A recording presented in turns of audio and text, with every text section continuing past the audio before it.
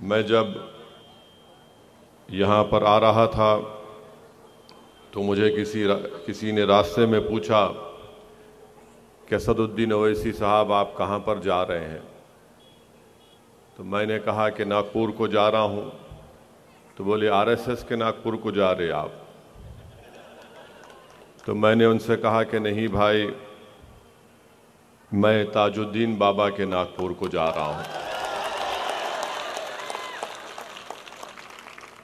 मैं उस्मान शेख, मोहम्मद हाशिम, रफ़ीक मियाँ और मोहम्मद याकूब के नागपुर को जा रहा हूँ, जिन्होंने अंग्रेज़ों के ख़िलाफ़ क्विट इंडिया के मूवमेंट में अपनी जान की अजीम क़ुरबानी को पेश की।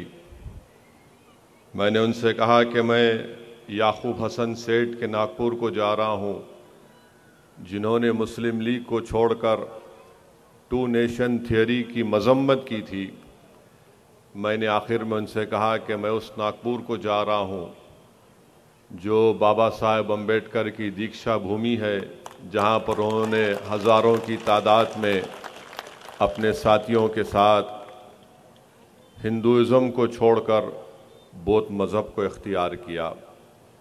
तो अल्हम्दुलिल्लाह अल्लाह सुब्हानहू व तआला का करम और फजल है, उसने तौफीक दी कि मैं आपके दरमियान में खड़े होकर, और वो भी एक अल्लाह के वली के आस्ताने के साए में खड़े होकर आपसे कुछ बात करने की अल्लाह ने मुझे तौफीक दी। मेरे अजीज़ दोस्तों और बुज़ुर्गों, अभी आपने मुझसे क़बल मजलिस इत्तेहादुल मुस्लिमीन के तर्जुमान से तफसीली गुफ्तगू उनकी सुनी। मजलिस के ज़िम्मेदारों ने अपनी ज़बान से सच्चाई को बयान किया। हमारे working president doctor Gaffar Qadri साहब ने उन तमाम अहम चीज़ों को आपके सामने रखा।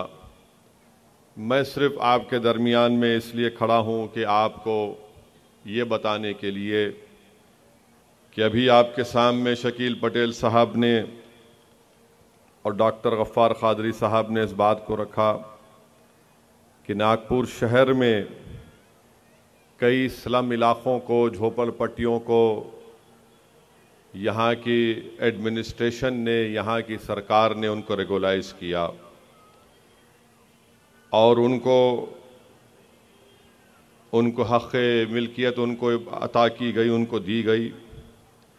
मगर अफसोस इस बात का है कि जहाँ पर मुसलमान आबाद हैं वहाँ पर उनको वो मिल्कियत का कागज़ उनको नहीं दिया जाता है। अब लोग कहेंगे, जो ख़ास मेरे मुखालिफीन हैं, जिनको लगता है कि असदुद्दीन ओवैसी जब कभी तकरीर करता है, भाषण देता है, तो वो भड़काऊ भाषण देता है। मुझे उसकी कोई फ़िक्र नहीं है, क्योंकि जब मैं तकरीर करता हूँ तो अल्लाह से यही दुआ करता हूँ कि रब्बे करीम तो मुझसे, मेरी ज़बान से सच्चाई को बयान करने की तौफ़ीक़ अता फ़रमा। मैं हमेशा अल्लाह से ये दुआ करता हूँ कि अल्लाह, मैं ज़ालिमों के डर से अपनी ज़बान को बंद ना कर लूँ, बल्कि सच्चाई को बयान करूँ। और सच्चाई आप मुझसे बेहतर जानते हैं कि सावित्री भाई फूले जो झोपड़पट्टी है, वहाँ पर सर्टिफिकेट दे दिया गया। लीज का सोनिया गांधी के नाम से जो झोपड़पट्टी है, वहाँ पर इंसाफ कर दिया गया। नंदनवन झोपड़पट्टी है, वहाँ पर आपने कर दिया। अब ताजाबाद का जब नाम आता है तो इनके पेट में दर्द शुरू हो जाता है और लीज का कागज़ नहीं देंगे। क्यों नहीं देंगे? क्योंकि बड़ी तादाद में यहाँ पर मुसलमान बसते हैं। फिर 50 साल से धोबी नगर है, झोपड़पट्टी है, वहाँ पर नहीं करेंगे। माजरी का इलाका है, वहाँ पर नहीं करेंगे। ताजनगर है, वहाँ पर नहीं देंगे। बंजारा बस्ती है, वहाँ पर नहीं देंगे। तो फिर ये आखिर ये तासुब क्यों, ये भेदभाव क्यों? अगर देना है तो सबको दो। जब गरीब की गरीबी को बुनियाद बनाकर उसको इंसाफ करना चाहते हैं तो फिर आप भेदभाव क्यों कर रहे हैं? भेदभाव तो आप कर रहे हैं कि आपको सत्ता में आप बैठकर आपकी आंखें कमजोर हो जाती हैं जब नाम मुसलमान का आता है।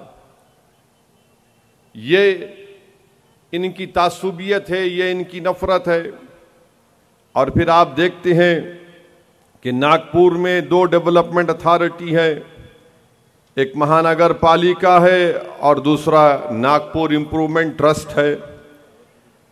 एनआईटी तो डेवलपमेंट के नाम पर पैसे ले लेती है कि यहाँ पर रोड बनाएंगे, सीवरेज लाइन बनाएंगे, पानी की लाइन बनाएंगे, मगर जहाँ पर मुसलमान और दलित लोगों की आबादी है वहाँ पर डेवलपमेंट नहीं किया जाता, पीने का पानी साफ नहीं आता। फिर ये भेदभाव क्यों? जब आप डेवलपमेंट के नाम पर टैक्स कलेक्ट कर रहे हैं तो आप सबको सहूलतें फराहम करिए, और जब नहीं करते और हम बयान करते हैं, हमारे जिम्मेदार मजलिस के इसकी आवाज उठाते हैं, तो इनको लगता है कि ये कौन है जो हमको ललकार रहे हैं। हम उनको बताना चाह रहे हैं कि आपको नहीं बल्कि पूरे सिस्टम को हम ललकारते हैं। हम नाइंसाफी के खिलाफ आवाज बुलंद करते आए और आवाज बुलंद करते रहेंगे। आखिर क्यों नहीं नागपुर में एक स्लॉटर हाउस बनाया जाता जहां पर हुकूमत की निगरानी में भैंस को काटा जाए? मगर आप नहीं स्लॉटर हाउस खोलते हो। जो कुरैश बरादरी का गरीब है, जो बरसों से उनका प्रोफेशन है, उनका काम है, आप उन पर जुल्म करते हैं। तो ये मसाइल हैं नागपुर के। मैं उम्मीद करता हूं कि इंशाअल्लाह ताला मजलिस के जिम्मेदारान इसको और शिद्दत से और मुझसे बेहतर तरीके से उसको अवाम के दरमियान में जाकर रखेंगे, ताकि नागपुर की गरीब अवाम को मालूम हो सके कि कौन गरीबों के हक के लिए लड़ रहा है और कौन जुल्म करना चाहता है, कौन गरीबों को मजहब के नाम पर उनके हुकूक से महरूम रखना चाहता है। मजलिस इंशाअल्लाह ताला मजलूमों के साथ थी और साथ रहेगी। मजलिस जब इंसाफ का मुतालबा करती है तो ये नहीं देखती कि किसका मजहब क्या है। मजलिस ये देखती है कि जो कमजोर है वो हमारी आंखों में ताकतवर है, जो लाइन में सबसे आखिर है उसको लाइन में सबसे आगे लाना, ये हर मजलिसी का नस्बुल ऐन है। तो मेरे अजीज दोस्तों और बुजुर्गों, मेरी आपसे गुजारिश है कि नागपुर में आपने पहले जो बल्दिया के इंतखाबात हुए थे, आपने मजलिस के उम्मीदवारों को अपने वोट से नवाजा। मैं आपका फिर से शुक्रिया अदा करता हूं और आपसे इस बात का मुतालबा करता हूं, आजीजाना गुजारिश करता हूं कि आप मजलिस को अपनी दुआओं से, अपनी सरपरस्ती से मजलिस इत्तेहादुल मुस्लिमीन को मजबूत करिए, ताकि यहां पर गरीबों और मजलूमों की एक आवाज रहे। और याद रखिए कि जब तक आप अपने वोट से, अपने इत्तेहाद से अपनी आवाज को नहीं पैदा करेंगे, आपके मसाइल हल होने वाले नहीं हैं। और आज आप देखते हैं कि महाराष्ट्र में डॉक्टर गफ्फार कादरी साहब ने भी इसका जिक्र किया। महाराष्ट्र में आप देखते जाइए कि कैसे यहां पर फिरक़ाना फसादात, कम्युनल राइट्स में इजाफा हो रहा है। मालेगांव हो, नांदेड़ हो, अमरावती हो, मुनखेड़ हो। 2 अप्रैल 2022 में जलगांव में, इस साल अप्रैल में नगर में, औरंगाबाद में, अकोला में। और हद तो ये हो गई कि डॉक्टर साहब मुझे बता रहे थे कि अकोला में मरकजी मस्जिद पर हमला किया गया, मरकजी मस्जिद के अंदर घुसकर किताबों को जला दिया गया। इवट महल में धारवा एक जगह पर एक कस्टोडियल डेथ हुई पुलिस कस्टडी में, उसकी आवाज अगर किसी ने उठाई, बल्कि कोर्ट में केस डाला डॉक्टर गफ्फार कादरी ने तो केस डालने के बाद हुकूमत को मजबूरन उन तमाम पुलिस के खाती ओहदेदारों को सस्पेंड करके उनको जेल को भी जाना पड़ा। अकोला में गड़बड़ हुई, मजलिस के जिम्मेदार वहां पर पहुंचकर नुमाइंदगी करते हैं। और हैरत की बात यह है कि अकोला के एसपी साहब की गर्दन इतनी मोटी है कि वो मिलना नहीं चाहते थे मजलिस के जिम्मेदारों से। गर्दन मोटी है कोई अनपार्लियामेंट्री वर्ड नहीं है। मिलना तो चाहिए था एसपी साहब को, बोले नहीं मिलता मैं। मत मिलिए आप, हमको क्या करना है। आप अपनी गुरूर का मुजाहरा कर रहे हैं। जब एक अवामी पार्टी के नुमाइंदे आकर मिलना चाहते थे, आपने इनकार कर दिया। और हुआ क्या कि मरकजी मस्जिद पर हमला करने वालों पर अब तक कार्रवाई नहीं की गई। एसपी साहब, अगर अकोला के एसपी को मेरी आवाज यहां पर पुलिस के इंटेलिजेंस के लोग पहुंचा सकते हैं तो मैं आपको दोनों हाथ से सलाम करूंगा। नहीं भी पहुंचाएंगे तो हमारे मीडिया के रिश्तेदार पहुंचा देंगे इंशाअल्लाह। मिलने को तैयार नहीं है। नहीं, डीवाईएसपी से मिल लो, ठीक है डीवाईएसपी से मिल लेंगे। डीवाईएसपी से भी नहीं मिलेंगे तो हम क्या करेंगे, हम अल्लाह के बारगाह में हाथ उठाकर दुआ करेंगे। और याद रखो, हमारे ये हाथ जो है ना, ये हमारे हथियार हैं। ये हथियार इसलिए नहीं है क्योंकि हम कुछ चीज इस्तेमाल करते, हथियार इसलिए है कि रसूलुल्लाह सल्लल्लाहु अलैहि वसल्लम की सुन्नत है कि मोमिन के हाथ उसके हथियार हैं जो अल्लाह की बारगाह में हाथ उठाकर अपनी बेबसी का अल्लाह के सामने तस्करा करता है कि रब्बे कायनात, इस सरजमीन पर मुझे इसलिए सताया जा रहा है कि हम तेरे हबीब मोहम्मद मुस्तफ़ा सल्लल्लाहु अलैहि वसल्लम के मानने वाले हैं, हम तेरी तौहीद का इकरार करने वाले हैं, हम पर जुल्म किया जा रहा है, अल्लाह हम पर रहम फरमा, हमारी मदद फरमा। तो ये हमारे हथियार हैं। तो मेरे अजीज दोस्तों और बुजुर्गों, औरंगाबाद में भी शरपसंदों ने गड़बड़ करने की कोशिश की। स्क्रिप्ट तैयार हो गया था कि औरंगाबाद में हिंदू और मुसलमानों में एक फसाद बर्पा कर दिया जाए, मगर जिसने ये स्टोरी स्क्रिप्ट लिखी उसने किसी और को हीरो बनाना चाहता था, मगर गलती से इम्तियाज जलील पूरी स्क्रिप्ट को फाड़कर वहां पर सुपरस्टार बन गया।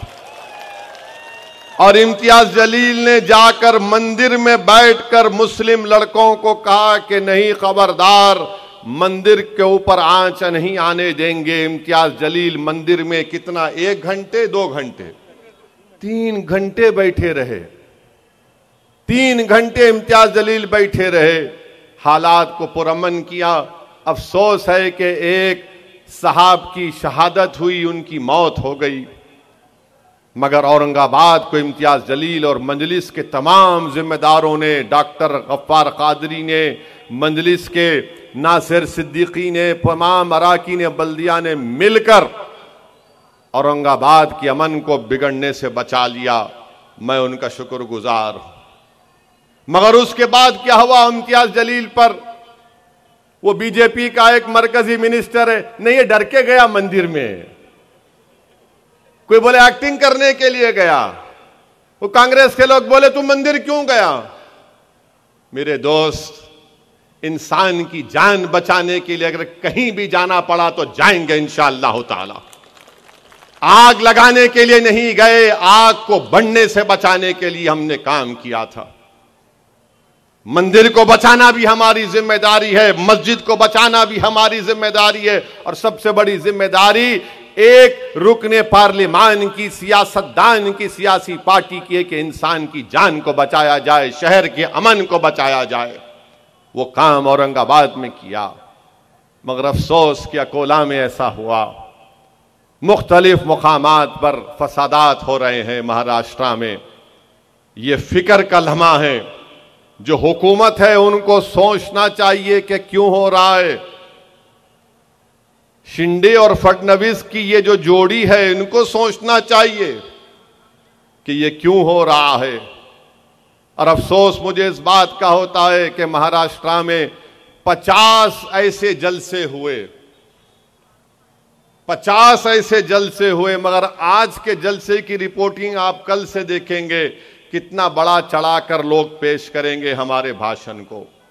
50 ऐसे महाराष्ट्र में जलसे हुए, बल्कि जलसे नहीं थे, वो कम्युनल रैलीज थे, और उन जलसों का उन्वान किया था कि हिंदू जन आक्रोश मोर्चा।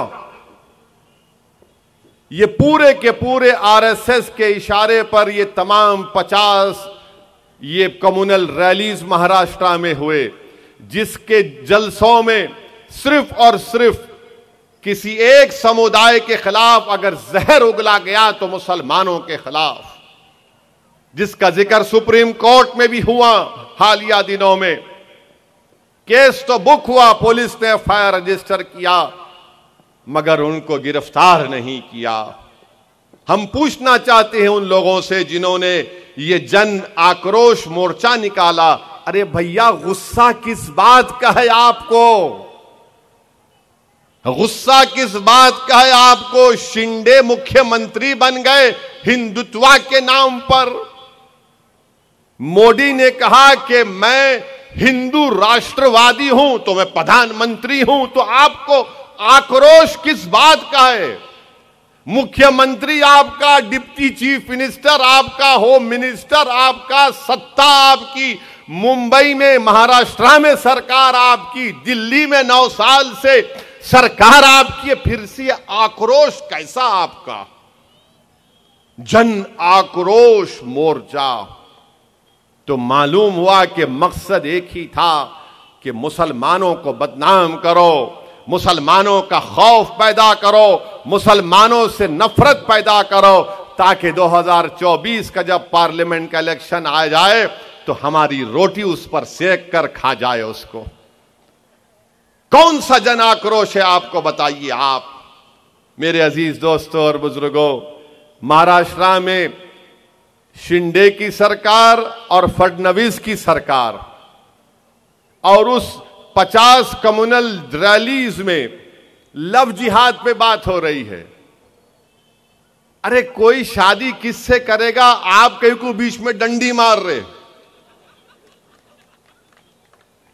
कानून के मुताबिक 18 साल 21 साल मुझे पसंद नहीं होगा, ठीक है, मुझे नहीं पसंद होगा, मगर मैं कैसे रोकूंगा उसको?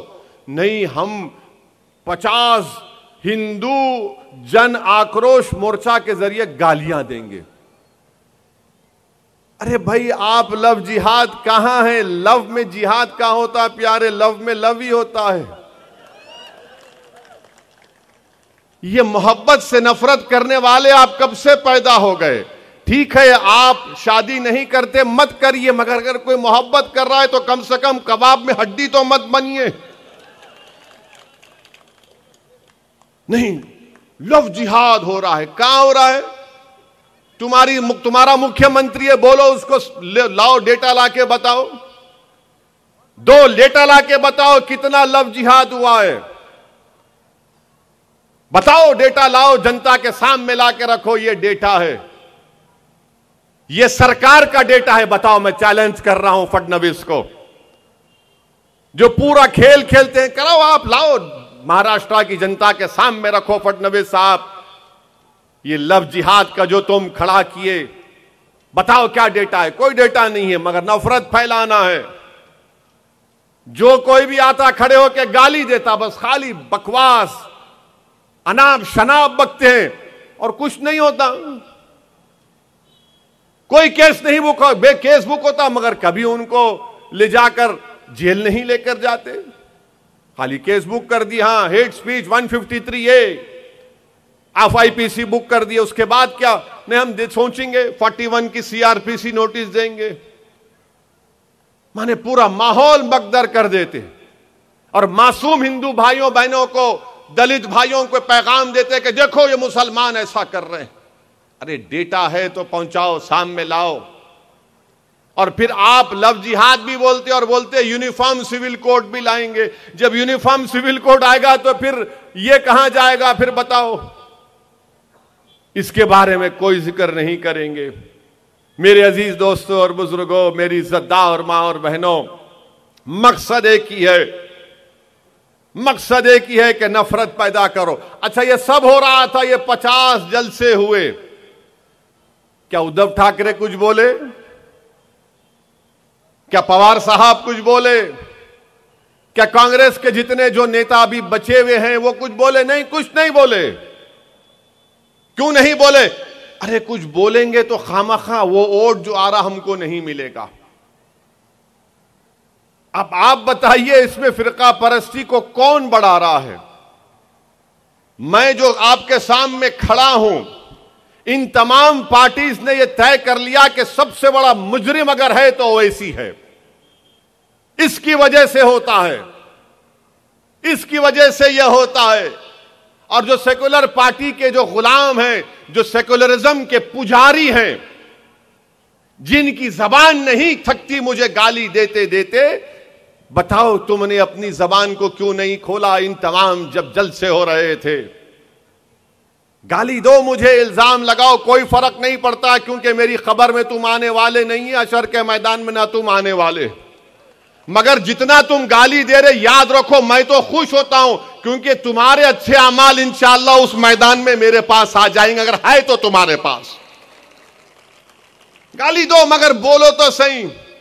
नहीं, 1940 में ऐसा हुआ था, जंगे आजादी में ऐसा हुआ था, संविधान में ऐसा कर दिया गया था। अरे तारीख को पढ़ना है ना तो खुल के पढ़ो।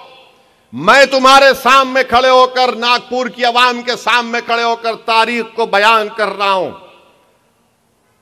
जब मौलाना अबुल कलाम आजाद रहमतुल्लाह अलैह दस्तूर साज असेंबली में संविधान आईन बन रहा था, उस वक्त वो और मौलाना हिफ्जुर रहमान रहमतुल्लाह अलैह जब कभी भी उठकर बोलते कि मुसलमानों को रिजर्वेशन मिलना चाहिए, मुसलमानों को रिजर्वेशन मिलना चाहिए, तो सरदार पटेल क्या करते थे मालूम आपको? सरदार पटेल ये करते थे कि दो मुसलमानों को मौलाना आजाद और मौलाना हिफ्जुर रहमान रहमतुल्लाह अलैह के सामने खड़ा कर देते थे। वो कौन थे? एक का नाम पटेल था, एक का नाम बेगम साहिबा था। और ये लोग खड़े होकर क्या बोलते थे? मौलाना आजाद और हिफ्जुर रहमान मुसलमानों को अक्सरियती तबके से मिलने नहीं देना चाहते हैं। तो आज भी वही बात कही जा रही है असदुद्दीन ओवैसी से कि ओवैसी मुसलमानों को मेन स्ट्रीम में आने से रोकता है। जो बात 1948-49 में मौलाना आजाद और हिफ्जुर रहमान से कही जाती थी, वही डायलॉग, वही स्क्रिप्ट चल रहा है। तो मौलाना अबुल कलाम आजाद ने कहा कि ये कॉन्स्टिट्यूएंट असेंबली मेरे लिए एक नई कैद बन चुकी है। मौलाना आजाद ने लिखा ये। और अगर कोई ये कहेगा, ये सेकुलरिज्म के पुजारी, ये सेकुलरिज्म के चमचे अगर कहेंगे ओवैसी कहां पर कहा, तो प्यारे वक्त और जगह बता दो, उसके बाद 5 मिनट में तुम ये वादा करना कि अगर मैं सच कह रहा हूं तो मेरा चप्पल होगी, तुम्हारा सर होगा। कब तक तुम धोखा देते रहोगे सेकुलरिज्म के नाम पर? जो बोलते आजादी के वक्त ऐसा हुआ था, आजादी के वक्त यह भी हुआ था कि पंडित नेहरू 1953 से लेकर 1964 तक मेरे पास चार्ट है जो फसादात हुए, उन फसादात में 85% मरने वाले मुसलमान थे, 60% जख्मी होने वाले मुसलमान थे। और तुम बात करते हो सेकुलरिज्म की। नेहरू जब वजीर आजम थे, वही स्क्रिप्ट है, वही कहानी है, वही प्यादे हैं, वही गुलाम है।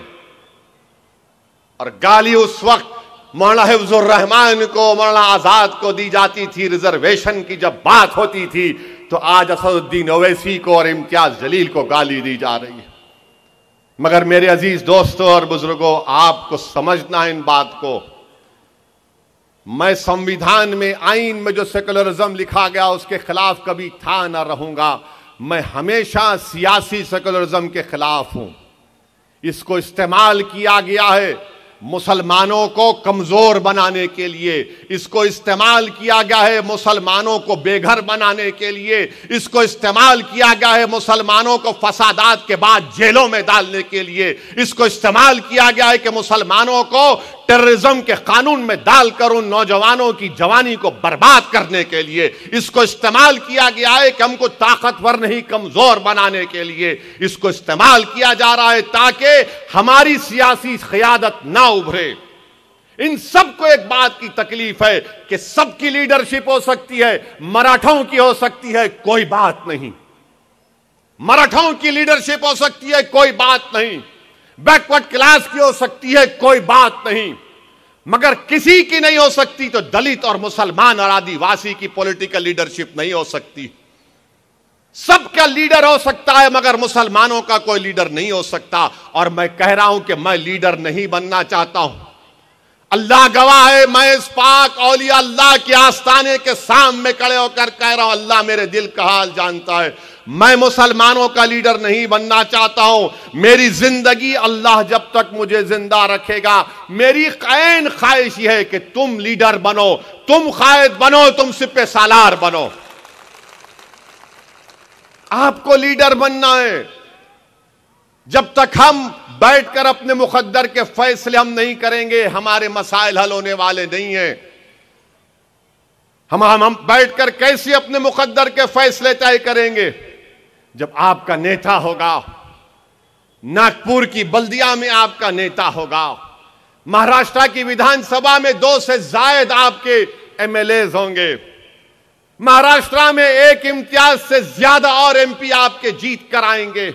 जब आपकी लीडरशिप होगी, यही तो लड़ाई मजलिस की है। मैं तुमसे ये नहीं कह रहा हूं कि तुम मुझे नागपुर के आसमानों पर जो 1-2 तारे नजर आ रहे हो तोड़ के लाके दो। मैं तुमसे सिर्फ इस बात की भीख मांग रहा हूं कि अगर मेरी बात में सच्चाई है तो मेरा साथ दो, मेरा साथ दो। मेरे लिए नहीं, अपने आने वाली नस्लों के लिए, अपने आने वाले मुस्तकबिल के लिए, ताकि तुम बैठकर अपने मुकद्दर के फैसले तय कर सको।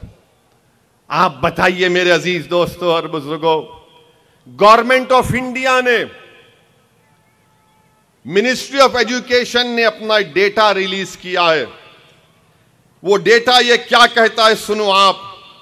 वो डेटा ये कहता है कि हायर एजुकेशन में, यानी 12th क्लास के बाद जो बच्चे ग्रेजुएशन या बीटेक या एमबीबीएस या जो भी करते हैं उसको हायर एजुकेशन कहते हैं।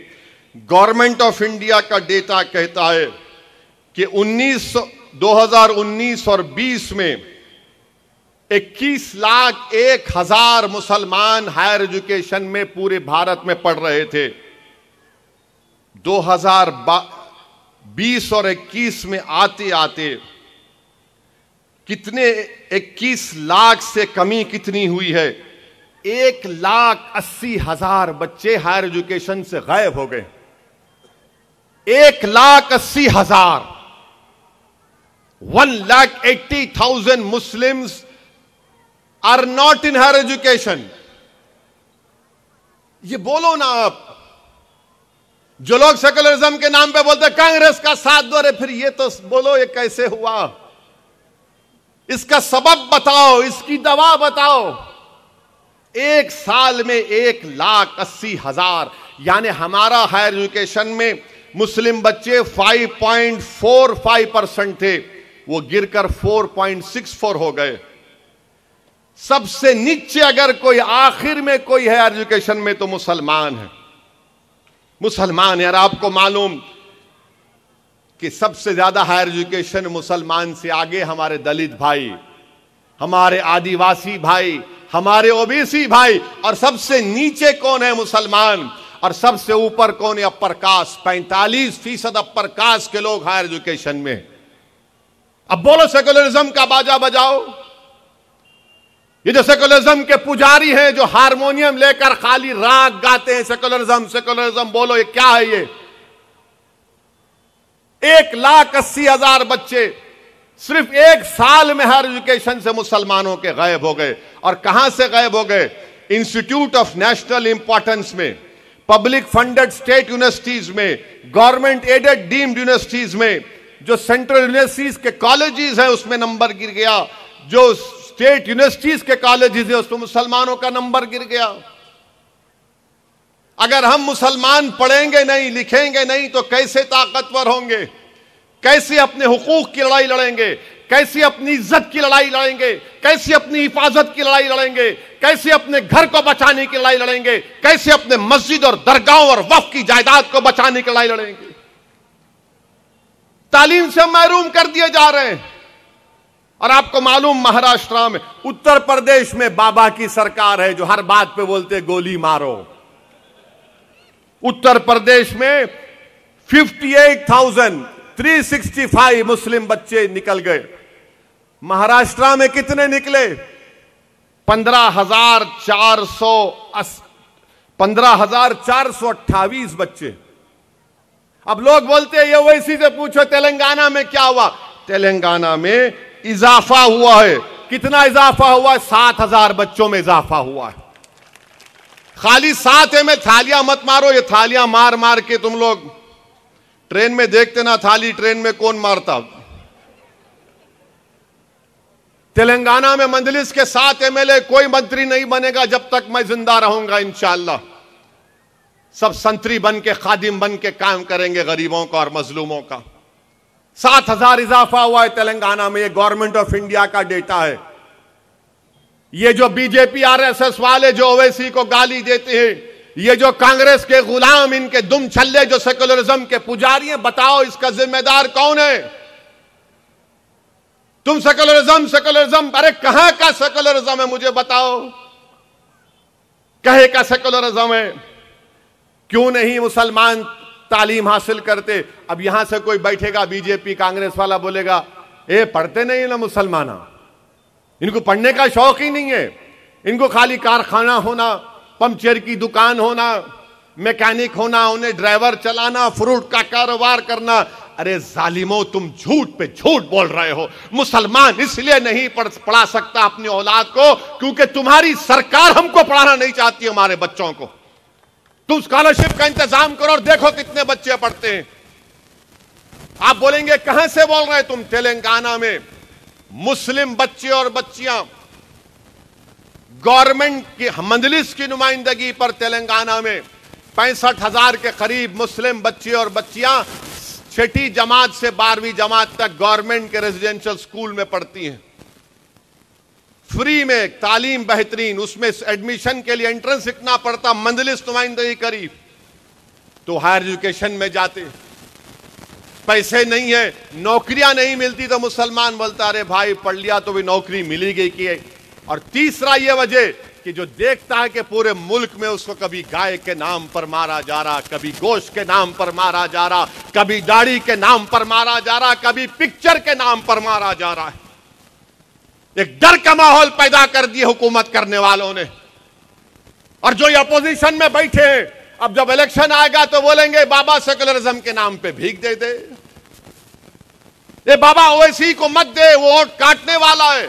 याद होगा ना आपको, जब नागपुर के इलेक्शन में मैं आया था, उस वक्त यही कांग्रेस और राष्ट्रवादी के लोगों ने कहा था कि ओवैसी को वोट मत दो, शिवसेना को और बीजेपी को रोकना है, उद्धव ठाकरे को और फडणवीस को रोकना है, ओवैसी को वोट मत दो। मगर आप जज्बाती थे। आज भी आपके दिल में होगा जज्बात, बोले बात तो सही है भाई, ओवैसी तो बात तो सच्चाई कर रहा है, बोलता बहुत अच्छा है, अपना ही अब्दनी है, उसको ने वोट नहीं दिए तो कोई बात नहीं, आइंदा देख लेंगे। आपने वोट दिया, किसको वोट दिया आपने? कांग्रेस राष्ट्रवादी को दिया। उसके बाद क्या हुआ? जिसको डरा कर वोट आपसे लिया, अचानक महाराष्ट्र में आपने देखा कि शादी 2 के दरमियान में होती थी, अब 3 के दरमियान में शादी हो गई। उद्धव ठाकरे, पवार और कांग्रेस के कौन, अभी तो नेता कौन नहीं मालूम, हाँ नहीं वो कोई भी है, तीनों मिलके निकाह कर लिए। 2 का निकाह होता था, 3 का हो गया। इसमें दूल्हा कौन दुल्हन कौन आप पूछ लो, मेरे को नहीं मालूम। अच्छा, उससे पहले सुबह 5 बजे फडणवीस और पवार साहब के भतीजे अचानक निकाह कर लिए, फिर चंद घंटों के बाद या खुला हुआ या तलाक हुआ, नहीं मालूम, मगर गाली हमको देते, नहीं इन्हें ये दाढ़ी वाला, ये शेरवानी परेशानी है।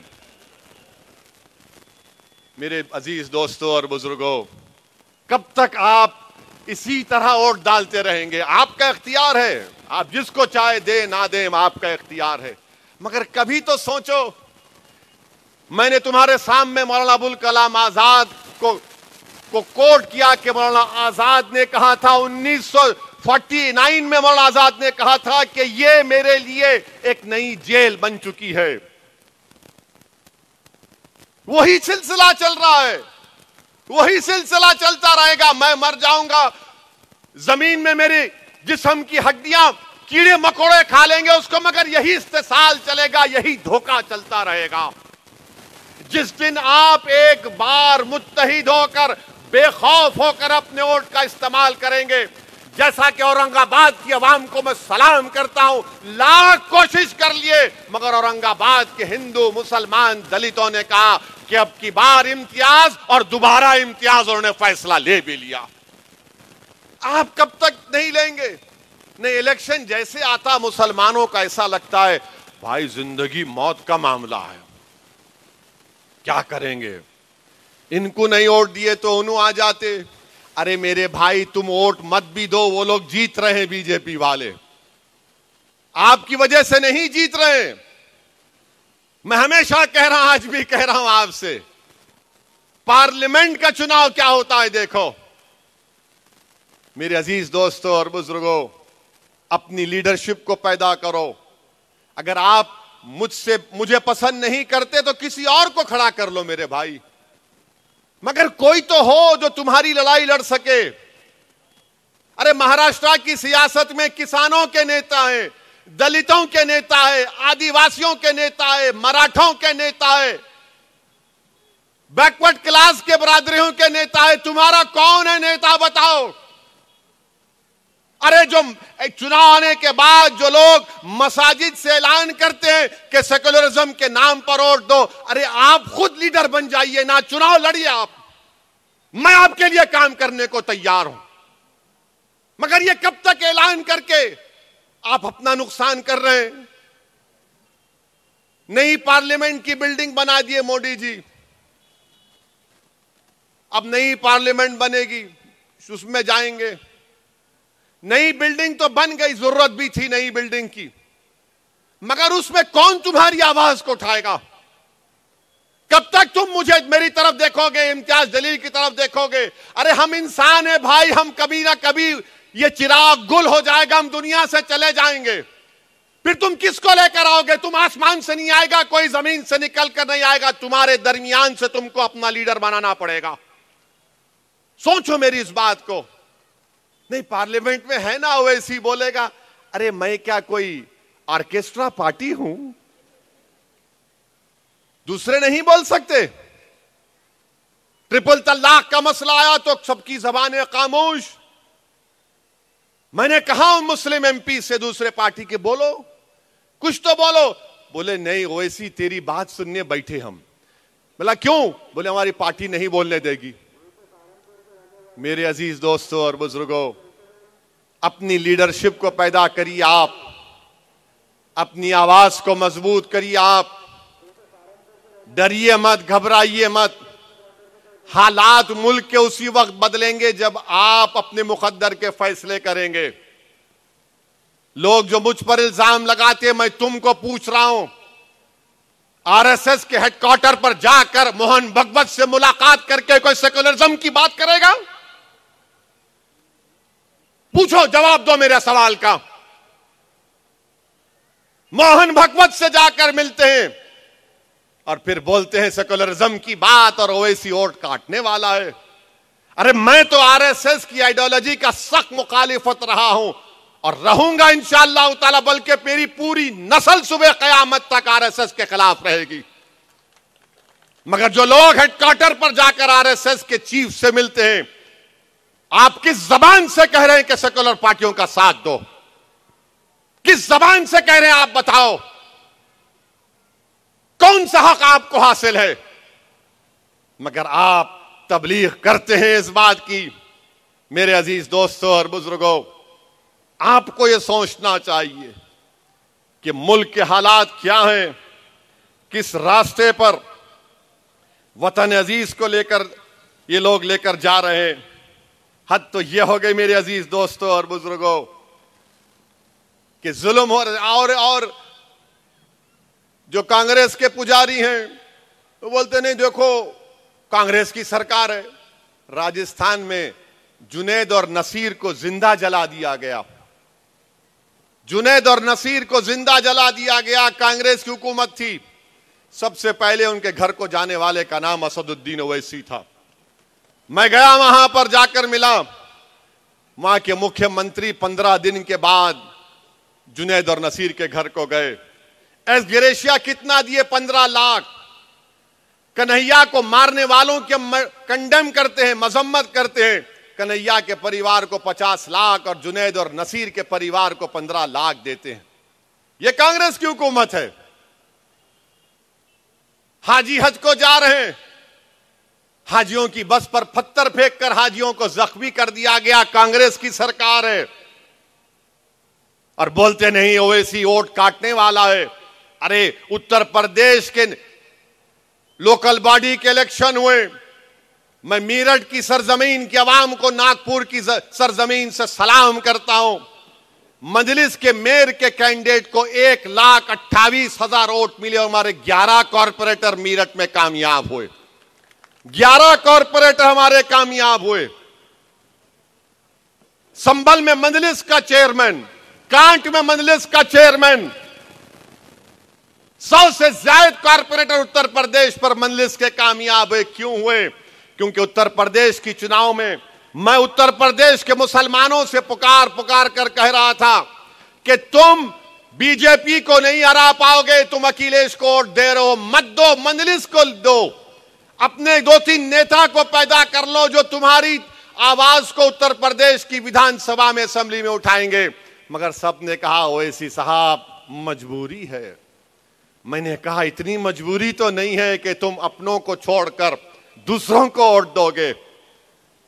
दो, तुम्हारा इख्तियार है, मगर तुम्हारा नुकसान होगा, तुम नहीं रोक पाओगे। अब उत्तर प्रदेश की आवाम में एक तब्दीली आ रही है इंशाअल्लाह। उनको अब बात समझ में आ रही कि जो दीवाना पुकार कर कह रहा था, जिसकी गाड़ी पर 6-6 गोलियां बरसाई गई, उसके बाद भी हमारे दरमियान में खड़ा था। आज उत्तर प्रदेश की आवाम तब्दीली पैदा कर रही है। वो तब्दीली आपको पैदा करना है। मेरी गाड़ी पर 6 गोलियां चलाई गई। अल्हम्दुलिल्लाह अल्लाह ने नबी करीम सल्लल्लाहु अलैहि वसल्लम के सदक़े में मुझे बचा लिया। आपकी दुआएं थीं। मैंने मौत को करीब से देखा, मगर अल्हम्दुलिल्लाह अल्लाह ने मेरे दिल में खौफ को पैदा होने नहीं दिया। मैं दूसरे दिन से दोबारा उत्तर प्रदेश में गया और वोट के लिए अपील करता रहा, क्योंकि मुझे मालूम कि एक ना एक दिन मुझे जाना है। कम से कम जब जाऊंगा तो यह तो तिश्नगी नहीं रहेगी कि मैं इनसे डर कर गया या इनके सामने झुक कर गया या मैं आरएसएस के दफ्तर पर जाकर मिलकर आया। कम से कम इतनी तो ये तसल्ली रहेगी कि हां मेरे आमाल खराब जरूर है, मगर जब अल्लाह के सामने खड़े रहूंगा तो रब्बे करीम के सामने मुझे उसका फजल और करम ही जन्नत में जाएगा। मगर मेरे दिल में यह मलाल तो नहीं होगा कि मैंने जालिमों से समझौता कर लिया था, मैंने मजलूमों की आवाज नहीं उठाई थी। मैं इलेक्शन हारने से नहीं डरता हूं, मैं सिर्फ अल्लाह से डरने वाला हूं। डर नाम की चीज ओवैसी के करीब आ नहीं सकती इंशाअल्लाह ताला। मगर जिद्दोजहद करना, लड़ना, आपको मनाना, आपसे लड़ना, आपके नागपुर के घर पर जाकर आपका हाथ पकड़कर, आपके पेट में मुंडी डालकर, आपके पैरों को पकड़कर बोल सकता हूं कि भाई अपनी लीडरशिप को पैदा करो, क्योंकि वो घर तुम्हारा जरूर है, उस घर पर मेरा भी हक है। जिस घर में हय्या अलल सलाह हय्या अलल फलाह की सदाएं दी जाती हैं, जिस घर में सजदे अल्लाह की बारगाह में किए जाते हैं, जिस घर में अल्लाह के कलाम की तिलावत होती, जिस घर में हिजाब पहना जाता, वो मेरा घर है, वो मेरा घर है, रहेगा मेरा घर हो। मेरे अजीज दोस्तों और बुजुर्गों, इसीलिए आपसे अपील कर रहा हूं कि मुत्तहिद हो जाइए। पार्लियामेंट का चुनाव आएगा तो लाहे अमल दूसरा होगा, असेंबली का चुनाव आएगा तो लाहे अमल मजलिस का होगा, जब बल्दिया का इलेक्शन आएगा तो आप ही को कामयाब करना है सबको। जब औरंगाबाद में 27 कॉरपोरेटर कामयाब हो सकते हैं तो नागपुर में 11 क्यों नहीं हो सकते? इंशाअल्लाह जरूर हो सकते हैं मेरे भाई, बशर्ते कि आप मुत्तहिद रहें। और हमारे वजीर आजम आखिर में उनको भी बोल देंगे कुछ, नहीं तो ये कांग्रेस के पुजारी बोलेंगे नो हमारा बाजा बजाए, उनको नहीं बोले देखो नो। अब जैसा कि ये कि बाज कांग्रेस के चमचे बहुत हो गए, हमारे ससुरे बनने की कोशिश कर रहे, वो वैसे ही कुछ समझता नहीं हमारी बात को। अरे क्या तू मेरा ससुरा है? मैं अपने ससुरे की बात नहीं सुनता हूं, सिर्फ बीवी की सुनता हूं, क्योंकि आप सब सुनते हैं, मैं भी सुनता हूं। घर को गए तो भड़काऊ भाषण नहीं दे सकते, घर में खाली नीचे मुंडी डाल के जी जी। इन्हों हमारे ससुरे बन रहे, हमारे को मशवरा दे रहे। अरे तुम हारमोनियम लेके बैठ जाओ, तुम मुझे मशवरा देने की जरूरत नहीं है। मुझे ये बताओ मोदी को कामयाब किसने किया? अरे मोदी की हुकूमत में सबसे ज्यादा नुकसान अगर किसी को हुआ तो अल्पसंख्यक समाज को हुआ। 9 साल में दलितों को नुकसान हुआ है। किसको लव जिहाद के नाम पर मारा और पीटा जाता है? किसको तब्दीली मजहब के नाम पर पीटा जाता है? किसको गोश्त के नाम पर मारा जाता है? किसको सिटीजनशिप छीनने के लिए CAA का कानून कौन बनाता है? कौन बनाता है बताओ मेरे भाई? सबसे ज्यादा तो यही हो रहा है। UAPA का कानून बनाया गया, अमित शाह ने बनाया। उस कानून में अगर जेलों में सड़ रहे तो सबसे ज्यादा दलित, आदिवासी और मुसलमान। 8-8 महीने 2-2 साल बेल नहीं होती है, क्योंकि UAPA का कानून बीजेपी कांग्रेस ने तायीद किया।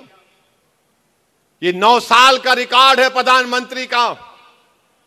और मैं फिर से कह रहा हूं कि जब तारीख लिखी जाएगी नरेंद्र मोदी के सियासी लेगेसी की, तो उसमें जरूर लिखा जाएगा कि प्रधानमंत्री जब मोदी थे तो मुसलमानों को मार्जिनलाइज कर दिया गया, मुसलमानों को एलियनेट कर दिया गया, और मोदी के 300 के MP में एक भी मुसलमान MP नहीं है, एक मुसलमान मिनिस्टर नहीं है। हिजाब के खिलाफ कानून बनाती है बीजेपी जब मोदी वजीर आजम होते हैं। मेरे अजीज दोस्तों और बुजुर्गों, बीजेपी अगर जीत रही है तो कांग्रेस की वजह से, ये सेकुलर पार्टियों की वजह से जीत रही है। इनमें इतनी ताकत नहीं है कि मोदी को रोक सके, मगर इनमें इतनी ताकत है कि झूठ पर धोखा देकर आपका वोट ले सकें। अगर मोदी को हराना है तो आइडियोलॉजी पर मुकाबला करो। मोदी को हराना है तो देश की जनता को RSS और मोदी के खिलाफ करो। मोदी को हराना है तो बेरोजगार नौजवानों को हुकूमत के खिलाफ खड़ा करो। मोदी को हराना है 24 में तो किसानों को सामने खड़ा करो, गरीबों को सामने खड़ा करो, जिनकी आमदनी कम हो चुकी है। अगर आज एक मजदूर 100 रुपये कमाता था तो आज सिर्फ 50 रुपये कमा रहा है, और एक अमीर अगर आज 100 रुपये कमा रहा था तो आज 120 रुपये कमा रहा है। मगर ये लोग मोदी से मुकाबला करना नहीं जानते। ये कहना चाहते हैं कि सबसे बड़ा हिंदुत्व का नेता कौन है। इसीलिए महाराष्ट्र में आप देख रहे कि कांग्रेस और शरद पवार मिलकर उद्धव ठाकरे को मुख्यमंत्री बनाना चाहते हैं, जिसने विधानसभा में खड़े होकर कहा था कि हां, हमने बाबरी मस्जिद को शहीद किया था। जब तुम ये कहोगे और इसको मुख्यमंत्री बनाना चाहोगे तो फिर मोदी को कहां रोक पाओगे। मेरे अजीज दोस्तों और बुजुर्गों, मेरी आपसे अदबन गुजारिश ये है कि आप मजलिस इत्तेहादुल मुस्लिमीन को मजबूत करिए। और मुझे यहां पर एक शेर किसी का था या किसी का एक डायलॉग था याद आ रहा है कि तुम्हारा गम है गम, तुम्हारा गम है गम, मुसलमानों का गम ख्वाब व कहानी है क्या? तुम्हारा गम है गम, मुसलमानों का गम ख्वाब और कहानी है क्या? तुम्हारा खून है खून, हमारा खून पानी है क्या? वाखिर दावन अल्हम्दुलिल्लाह रब्बिल आलमीन। आपका बेहद शुक्रिया, आप आए, मजलिस को मजबूत करिए। अल्हम्दुलिल्लाह रब्बिल आलमीन।